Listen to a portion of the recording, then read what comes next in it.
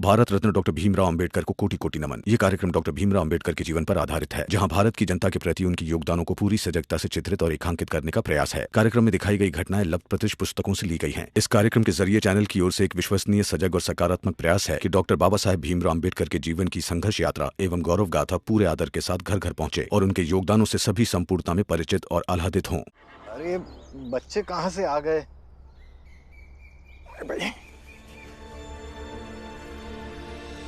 क्या है? हमारा रास्ता क्यों रोका है? नमस्ते। नमस्ते। अब अपनी बहू की विदाई कराने आए ना? हाँ, लेकिन तुम कौन हो? मैं बस आपसे ये कहना है कि आप जिस बहू को लेने जा रहे हैं उसकी मृत्यु हो गई है सांप काटने से। क्या मतलब? ये सब कैसे और कब हुआ? जी, परसों ही। और वहाँ उन लोगों ने ये सोच के रखा है कि आप जाएंगे तो उनकी छोटी बेटी के साथ आपके लड़के की शादी करा देंगे। सब लोग वहाँ पे बातें कर रहे थे कि अगर दान दहेज दिया है तो ऐसे कैसे छोड़ देंगे। कहीं ये लड़के वाले तो नहीं? चल चल। हाँ, दान दहेज से बहुत बड़ी बात है कि जिससे वो आपके बेटे की शादी कराने जा रहे हैं वो आपके बेटे से बहुत छोटी हैं। हमने उन्हें समझाया मगर वो नहीं समझे, उल्टा हमें भला बुरा कहने लगे। लेकिन आप लोगों को देखकर हमें लग रहा है कि आप लोग समझदार हैं। इसलिए ये समझ लीजिए कि ये रिश्ता आपके लिए शुभ नहीं है। कहीं और जाके अपने लड़के की शादी करा दीजिए और फिर लड़के की उम्र को देखते हुए लड़की पसंद कीजिएगा। ये तो बहुत ही गलत कर रहे हो लोग। हम ऐसे लौट नहीं सकते। हम जाकर पूछेंगे उनसे। अगर ऐसी कोई अप्रिय घटना घटी है तो सबसे पहले हमें बताना चाहिए। ऐसे कैसे वो चुपचाप दूसरी बेटी की शादी करा सकते हैं? हाँ बच्चों, अच्छा किया तुमने, हमें सब कुछ बता दिया। वैसे तुम उनके पड़ोसी हो क्या? नहीं, हम उनके पड़ोसी नहीं हैं, लेकिन हमें जो आपसे कहना था हमने कह दिया।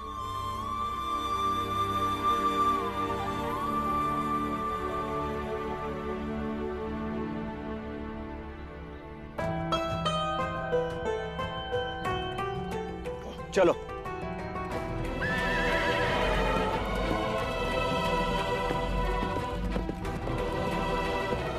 चल भीम, लगता है कि अब हमारा काम हो गया। अब शादी नहीं होगी। हाँ, तू जीत गया। हाँ भीम। बहू, बहू, दामाद जी आ गए।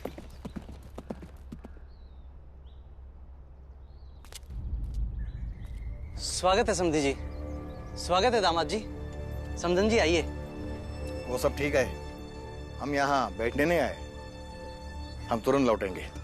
आप हमारी बहू की विदाई की रस्म शुरू कीजिए। चाहिए जाइए। हाँ हाँ, विदाई की पूरी तैयारी है। आप आइए तो, बैठिए तो। आप अंदर तो आइए, जलपान ग्रहण कीजिए। अरे समधन जी को अंदर लेकर जाओ, नाश्ता पानी करवाओ और समधी जी और दामाद जी के लिए भी जल्दी से नाश्ता भिजवा दो। देखिए, नाश्ता वास्ता छोड़िए, पहले ये बताइए कि हमारी बहू मर गई है?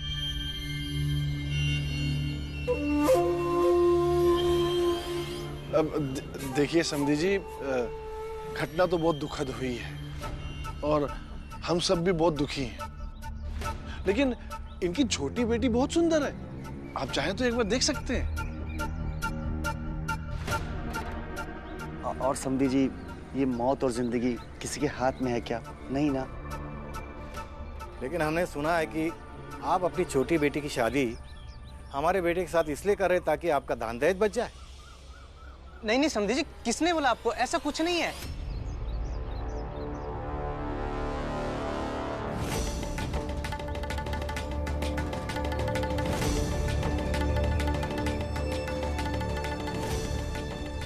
अच्छा, तो वो बच्चे छोटी जाति के हैं? कौन बच्चे? कौन? वही 4 बच्चे जो सड़क पर खड़े होकर आप सबकी अब्रू की धज्जियां उड़ा रहे थे।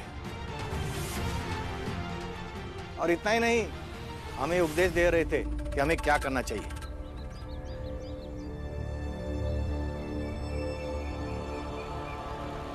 अरे समधी जी, वो लोग हैं ही ऐसे, उनका काम ही भड़काने का है। आपको यकीन नहीं होता तो किसी से भी पूछ लीजिए। फूटी आंख नहीं भाते हम उन्हें। इसलिए मैं तो यही कहूंगा कि हालात को देखते हुए सही यही है कि आप अपने बेटे की शादी इनकी बेटी से कर दीजिए।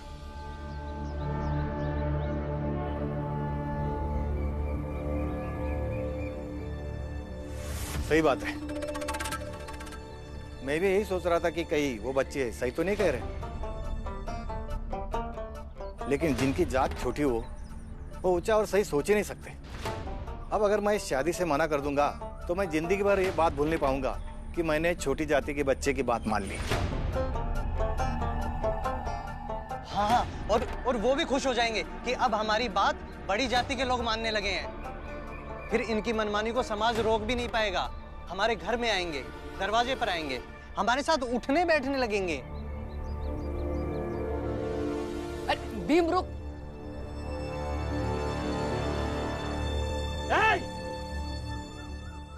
शैतान का नाम लिया और शैतान हाजिर। दूर हट, देखता नहीं है बड़े लोग बैठे हैं। वैसे भीमराव, अब तू यहाँ क्या करने आया है? मैं बस ये कहने आया हूँ कि सही या गलत बात इस बात पे निर्भर नहीं करती है कि उसे कौन कहता है और उसे कहने वाला किस जात का है,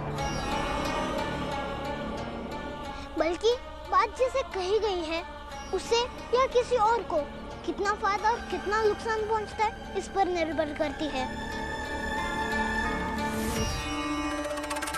हाँ ठीक है, लेकिन छोटी जाति के कहे पर हम कुछ नहीं कर सकते, चाहे हमारा कितना भी नुकसान क्यों ना हो।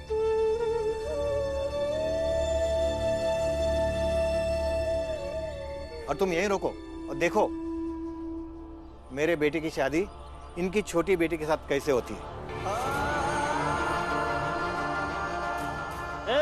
उधरी दूर बैठ, दूर। हाँ वहीं पे। और चाहे तो अपने घर वालों को भी बुला ले, हम भोज खा के पत्तल वहीं फेंकेंगे। आप लोगों को दिख नहीं रहा है कि अपने अहंकार में एक लड़की की जिंदगी खराब कर रहे हैं?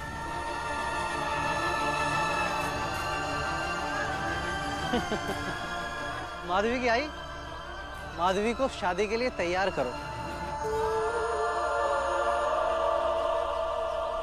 पानी केरा बुदबुदा आसमान उसकी जात, एक दिन छिप जाएगा जो तारा पर भात, जो तारा पर भात। अगर मैं माधवी दीदी की जाति का होता तो लड़के वाले ये शादी नहीं करते। ये सब मेरे जाति की वजह से ये मेरी बात नहीं मान रहे। इसी बात का तो दुख है भीम कि तुम्हारी तरह अभी उनकी जात में उनके बीच ऐसे एक भी इंसान नहीं हुआ है जो उनकी आंखों से अहंकार की पट्टी हटा सके। स्वस्ति श्री गणनायकं गजमुखं मोरेश्वरं सिद्धिदं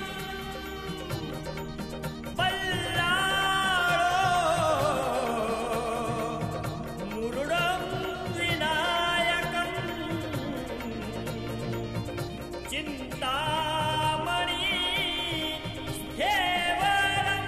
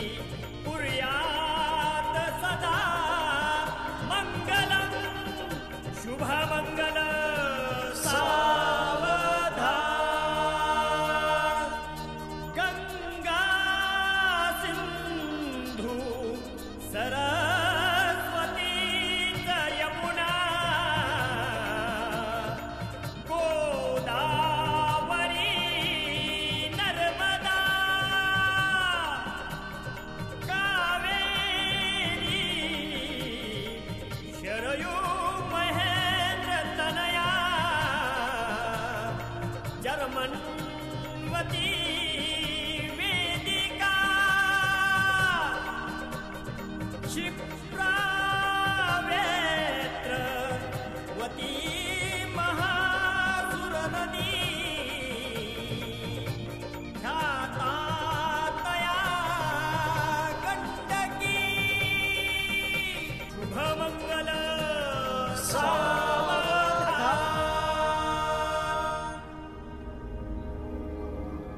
देख माधवी, तो भीम को भाई मानती रहे, लेकिन सबके सामने जाहिर करने की जरूरत नहीं है।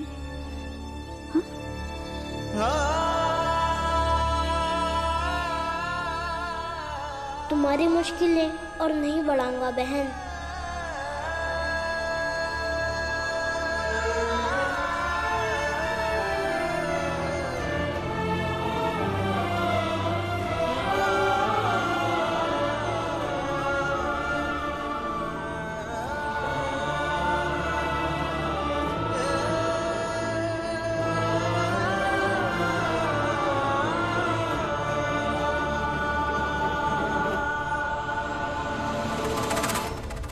क्या लगा था तुझे?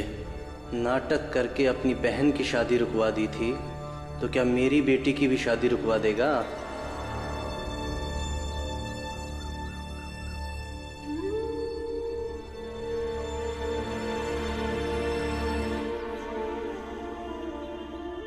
भीम ने बिना डरे, उसे जो लगा उसके लिए उसने कोशिश की। क्या हुआ? लड़के वाले के साथ बात भी की, फिर भी सफल नहीं हो पाया। लेकिन उसने जो भी किया अच्छे के लिए किया और अच्छे से किया।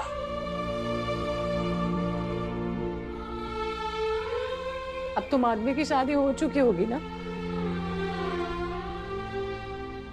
बहुत दुख हो रहा होगा भीमा को। भीमा भाई, दुख तो हमारी जिंदगी का हिस्सा है। उसे अब इन्हीं दुखों में अपनी खुशियां ढूंढनी होगी। और अब इतना तो जाने अनजाने में सीख भी गया होगा।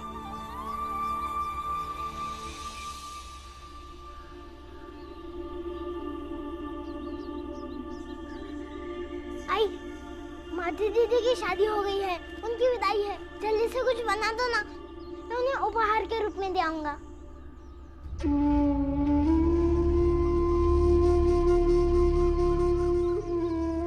आई, अब मुझे ऐसे क्यों देख रही है? क्योंकि तू मेरा बेटा है। और तुझे क्या लगता है मैं तुझे समझ नहीं पाती? आई, मैंने क्या किया? मैंने तो सिर्फ माधवी दीदी की शादी रोकने की कोशिश की, मगर रोक नहीं पाया।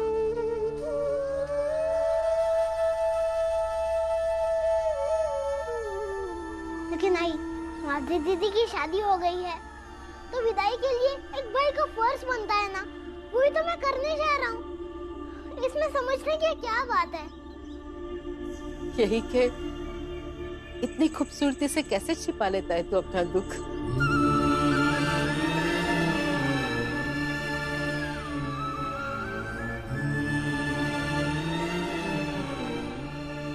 प्रेम, हमसे छिपा सकता है तू अपना दुख?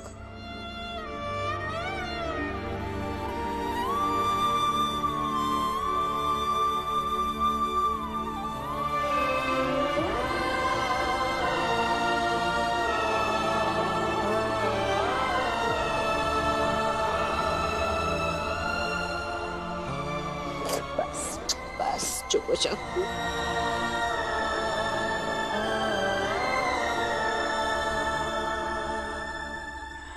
अच्छा, मुझे एक बात बता, माधवी दीदी के लिए उपहार ले जाना है? हाँ, उदास होना एक अलग बात है और माधवी दीदी के लिए उपहार ले जाना अलग बात। दोनों बातों को मिलाकर एक परिणाम नहीं होना चाहिए ना। ये बात मुझे बाबा ने कई बार समझाई है। क्यों बाबा?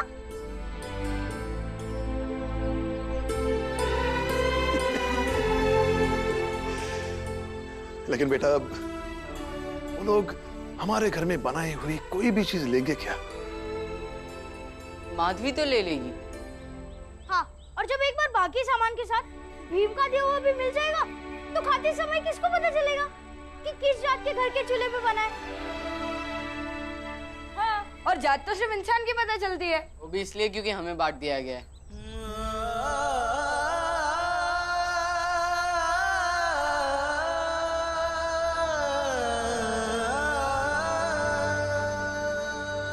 हाँ ठीक है, मैं कुछ बना देती हूँ। आई जल्दी, 3 बजे दीदी की विदाई है।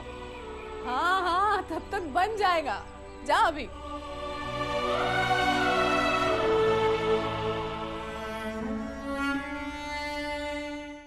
है क्या वो बढ़िया सी चाय दामाद जी? अच्छा हुआ सब कुछ अच्छे से संपन्न हो गया, वरना कामदा के अकाल मृत्यु के बाद ये सब हो पाना बहुत मुश्किल लग रहा।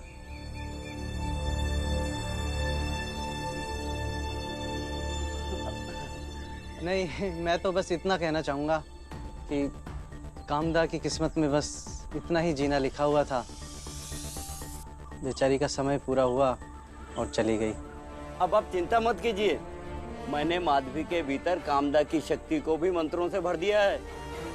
अभी आपकी बहू पहले से ज्यादा भाग्यशाली रहेगी और इसी बहाने ये जो रिश्तों का नवीनीकरण हुआ है तो आपका ये रिश्ता भी पहले से ज्यादा फलदायी रहेगा। फलदायी तो मुझे भी लग रहा है। कमाल की खातिरदारी की है आप लोगों ने सब मिलकर। अब इतना अच्छा माहौल है तो मैं चाहता हूं कि कुछ हल्की बातें साथ में मिलकर हो जाए। हाँ, बताइए समधी जी। देखिए, आपकी बड़ी बेटी चली गई तो हमारी भी तो बहू चली गई। उसके जाने का हमने सबने दुख बांटा है और आपकी खुशी थी कि आपकी छोटी बेटी की शादी हमारे बेटे के साथ करा दी जाए, सो हमने करा दी। हमने आपकी मर्जी भी तो बांटी और आप अपनी छोटी बेटी की शादी के लिए कुछ न कुछ पैसा वैसा गहने कुछ तो जमा करके रखे होंगे, वो क्यों ना हम आपस में बांट लें। देखिए, फल भी तो आपस में बांटा जाता है, क्यों पंडित जी? देखिए, दहेज श्रद्धा का विषय होता है, आप इसे फल का नाम क्यों दे रहे हैं? नहीं नहीं पंडित जी, आप इसे दहेज मत समझिए। जो कुछ भी बचा के रखा होगा उसमें से थोड़ा हम बांट लेते हैं। थोड़ा आपका भी बच जाएगा और थोड़ा हमें भी मिल जाएगा। अरे हम तो इतना अच्छा समझ रहे थे आपके बारे में, आप तो सीधे सीधे लालच दिखा रहे हैं। हम लालची है और आप क्या है? भला ऐसा कभी होता है कि हमारी बिरादरी में कि एक बेटी मर गई और उसकी जगह पे दूसरी बेटी जबरदस्ती हमारे माथे थोप दी? और तुमने क्या किया सिवाय अपनी बला अपने सर से टालने के?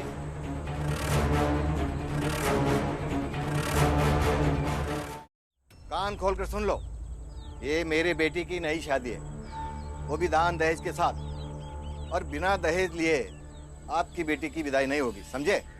विदाई तो होगी, अभी की अभी। विदाई को देखता हूँ कैसे रोकते हैं आप। अरे तुम क्या देखोगे? हाँ, अरे तुमसे तो छोटी जात के 4 बच्चे भी नहीं संभल पाते। देखिए, नाराज मत होइए, एक बेटे और एक बेटी को हम खो चुके हैं। अब जो बची बेटी है उसकी खुशी के लिए हमसे जो हो पाएगा हम वो सब करेंगे। क्या हो पाएगा? क्या करेंगे? बोल क्या रही हो तुम? सही तो कह रही हूँ। वैसे भी माधवी के जाने के बाद हम बचा कर क्या करेंगे? जो है सो दे दीजिए। भाऊ, वहिनी सही कह रही है, जो है दे दीजिए ना। देखिए, हम ये थोड़ी कह रहे कि आप घर जमीन बेचकर हमें कुछ दे दीजिए। आपकी बेटी की शादी के लिए जो कुछ भी बचा के रखा है उसमें से थोड़ा बहुत हमें दे दीजिए। आखिर अपनी बेटी की विदाई तो आप करोगे, खालियत करोगे क्या? और जब हम अपनी बहू को लेकर जाएंगे तो गांव वाले पूछेंगे कि नई दुल्हन के साथ आप दहेज में क्या लाए, तो हम क्या बताएंगे? ठीक ही तो कह रहे, अब चलिए अंदर। आप बैठिए ना, आप नाराज क्यों होते हैं? बैठिए बैठिए। अच्छा।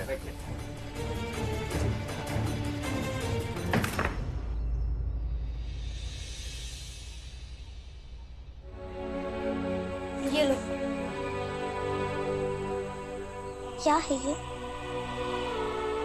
मैं कमाता तो नहीं हूँ दीदी, और ना ही बाबा के पास ज्यादा पैसे हैं, तो सोना चांदी गहने नहीं ला पाया। लेकिन आज ने इसमें पकवान बनाए हैं, और बुआ ने चावल और गुड़ की खीर, और मंजुला दीदी ने भी अपना पसंदीदा बनाया है। इसे रख लो। इससे सुंदर उपहार संसार में और कहीं नहीं मिल सकता, और ये कितने सारे लोगों की पसंदीदा चीज है। अब हम चलते हैं दीदी, कोई देख लेगा तो मुश्किल हो जाएगी, और वैसे भी आपकी विदाई का वक्त हो गया है। अब ससुराल जाओ और खुश रहो। चलती चाकी देख कर दिया कबीरा रोए, दुई पाटन के बीच में साबुत बचा